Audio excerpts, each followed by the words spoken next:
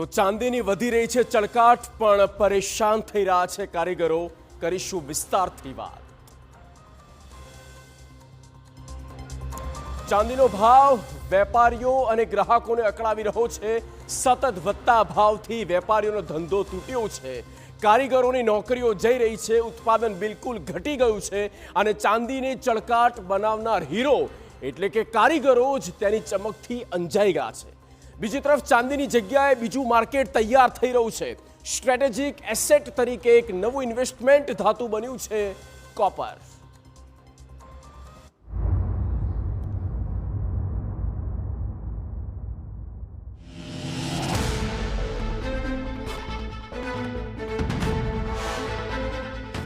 વૈશ્વિક માહોલની ઉથલપાથલથી Boolean market સાવ બગડતું જઈ રહ્યું છે. ગઈકાલે ચાંદીના ભાવ ધડામ થઈને પટકાયા તો આજે રોકેટ ગતિએ વધ્યા. ચાંદીના ભાવમાં તેજીનું વાવાઝોડું. ભાવની અનિશ્ચિતતાથી વેપારમાં અસર. ચાંદીની ચળકાટથી માર્કેટમાં સન્નાટો. સોના ચાંદીની કિંમતમાં સતત વધારો થયા બાદ ગઈકાલે એક મોટો કડાકો નોંધાયો. જો કે હવે સોના ચાંદીના ભાવમાં ફરી વધારો થયો છે.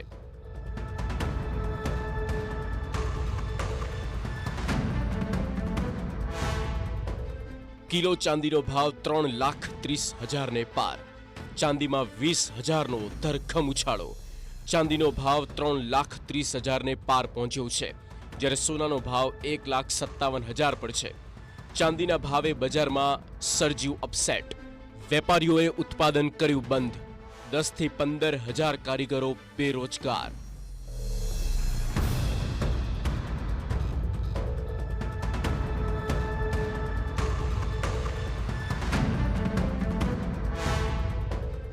રાજકોટમાં ચાંદીમાં રેકોર્ડ બ્રેક ઉછાળાથી બજારમાં મંદીનો માહોલ છે. સામાકાંઠા વિસ્તારમાં 1,000 કારખાનાઓને અસર થઈ છે. નાના મોટા કારખાનામાં વેપારીઓએ ઉત્પાદન બંધ કર્યું. 10 થી 15,000 કારીગર બેરોજગાર બન્યાનો દાવો છે. ભાવની અનિશ્ચિતતાથી વેપારીઓ ચાંદી ખરીદતા અચકાયા છે. હજારક જેવા નાના મોટા કારખાનાઓ કે જે કહેવાય ને કે ખોલીને બેસે છે, પૂજા કરે કે લોકો નાનું મોટું કંઈ કામ હોય તો એ કરે. બાકી 5 થી 10,000 લોકો બેરોજગારી જેવી અત્યારે પરિસ્થિતિ છે. લોકો ફ્રી કારખાનામાંથી મજૂરોને કરી દેવામાં આવ્યા છે. આવી ખૂબ ખરાબ પરિસ્થિતિ અત્યારે હાલ છે. એક તરફ ચાંદીમાં આગ ઝરતી તેજીને કારણે બજારમાં ગ્રાહક નથી. બીજી તરફ એક દિવસમાં થતા ભારે ભાવ ફેરથી વેપારીઓને ભારે નુકસાન વેઠવાનો વારો આવ્યો છે. રિટેલ વેપારીઓ ગ્રાહકને માલ વેચી હોલસેલના વેપારીઓને ચાંદી આપી ચૂકવણી કરતા હોય છે, ત્યારે એક દિવસમાં 20,000 જેટલા ભાવ ફેરને કારણે વેપારીઓ મૂંઝાયા છે. ચાંદીના રિટેલ વેપારીઓ ભાવ ઘટવાની રાહમાં છે, જેના કારણે બજારમાં આર્થિક વ્યવહાર ઠપ થઈ ગયો છે. હોલસેલના વેપારીઓને સમય પર પેમેન્ટ ન મળતા નવો માલ ખરીદી શકાતો નથી, જેના કારણે 5 થી 10,000 કારીગરો બેરોજગારીની ખાઈમાં ધકેલાઈ ગયા છે. જે તે ભાવ ચાલતા હોય એ જ ભાવ કાપીને એને જે ગ્રાહક છે એને આપી દીધી હોય, એટલે ગ્રાહક પાસેથી એને પૈસા લેવાના હોય. હવે એમને પૈસા લઈ લીધા પછી એને હોલસેલર પાસેથી લીધું એને એમને ચાંદી આપવાની હોય. હવે સ્વાભાવિક છે કે કોઈએ કલ્પના ન કરી હોય કે એક દિવસમાં 40,000 30,000ની મોમેન્ટ થાય, એટલે સ્વાભાવિક પેલો વ્યક્તિ વેઇટ કરે કે ભાઈ ચાંદીના ભાવ નીચે આવે એટલે હું ચાંદી લઈને પહેલાં આપી દઉં. અને નીચે ચાંદી એકવાર વધ્યા પછી નીચે જોવા જ નથી મળી. સોના ચાંદીના ભાવ સાંભળીને હવે લોકો પણ પૂછે છે કે આ ભાવ વધારો ક્યાં જઈને ટકશે. આજે સોનું ચાંદી ખરીદવું ખરેખર એક સપના સમાન બની ગયું છે.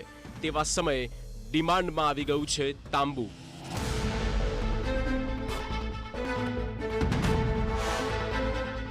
કોપર બની રહ્યું છે નવું સોનું.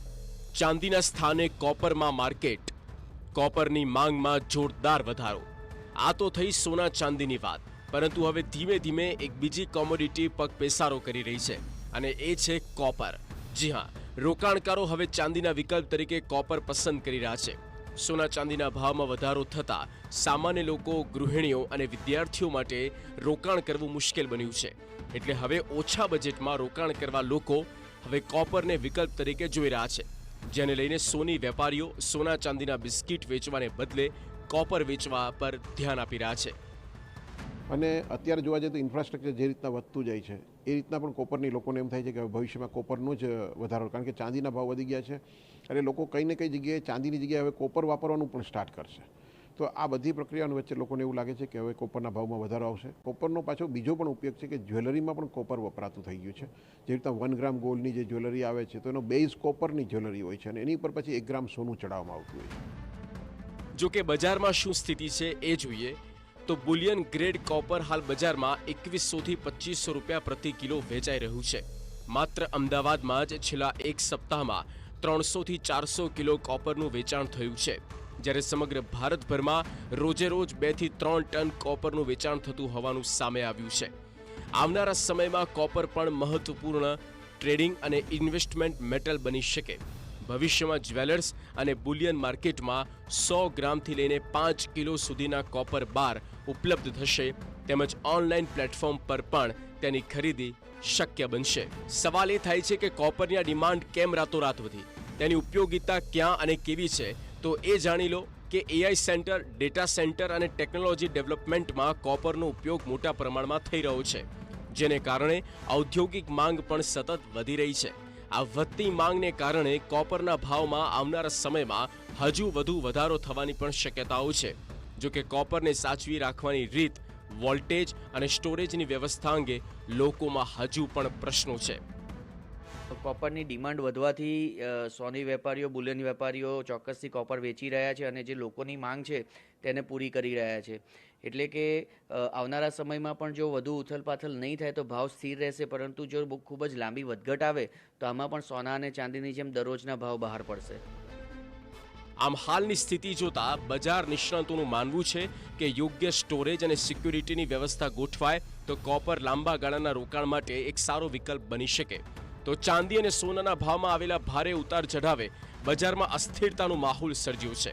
વેપારીઓથી લઈને કારીગરો સુધી તેની સીધી અસર જોવા મળી રહી છે અને એ વચ્ચે કોપર એક નવા ઇન્વેસ્ટમેન્ટ વિકલ્પ તરીકે સામે આવ્યું છે. Bureau report, TV9.